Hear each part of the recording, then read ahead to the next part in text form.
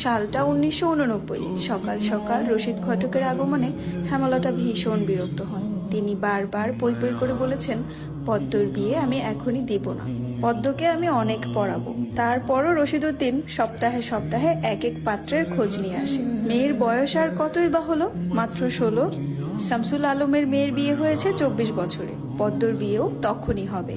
পদ্মর বিয়ে হবে পদ্মর পছন্দ মতো। হেমলতা রশিদউদ্দিনকে দেখেও না দেখার ভান ধরলেন। রশিদ একদলা থুতু ফেললেন উঠোনে। তারপর হেমলতার উদ্দেশ্যে বললেন, বুঝছো পদ্মের মা, এইবার যে পাত্র আনছি একবারে খাঁটি হীরা। তারপর হেমলতা বিরক্ত ভরা কণ্ঠে জবাব দিলেন, আমি আমার মেয়ের জন্য এখনই পাত্র চাইনি। তবুও বারবার কেন আসেন আপনি? যুবতী মাইয়া ঘরে রাখুন বালা না। তারপর হেমলতা বললেন, মেয়েটা তো আমার, আমাকেই বুঝতে দেন না। হেমলতার কণ্ঠে বিরক্তি ঝরে পড়ছে। রশিদ অনেক চেষ্টা করেও সুবিধা করতে পারলেন না।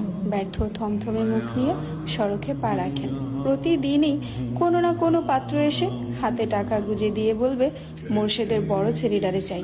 রশিদ নিজে নিজে বিড়বিড় করে আওড়ান, গ্যারামে কি আর কোনো সেরি নাই? এই একটা সেরিরেই কেন সবার চোখে পড়তে হইব?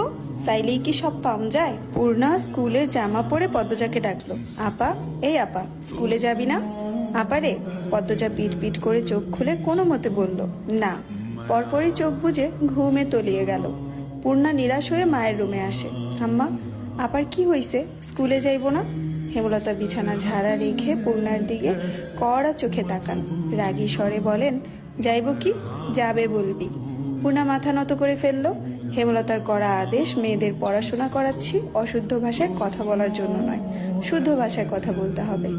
পূর্ণা মাথা নত করে দেখে হেমলতা তৃপ্তি পান। তার মেয়েগুলো মন্যতা চিনে খুবই অনুগত। তিনি বিছানা ঝাড়তে ঝাড়তে বলেন, পদ্মের শরীর ভালো না, সারা রাত পেটে ব্যথায় কাঁদছে, থাকুক, ঘুমাক। পূর্ণার কিশোরী মন বুঝে যায় পদ্মজা কিসের ব্যথায় কেঁদেছিল। সে রাতে নানাবাড়ি ছিল বলে জানতো না, ভোরেই চলে এসেছে।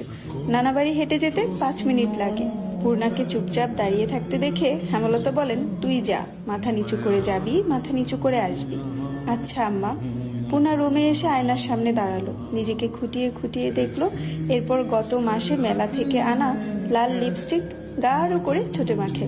14 বছরের পূর্ণা ইদানিং খুব সাজতে ইচ্ছে করে।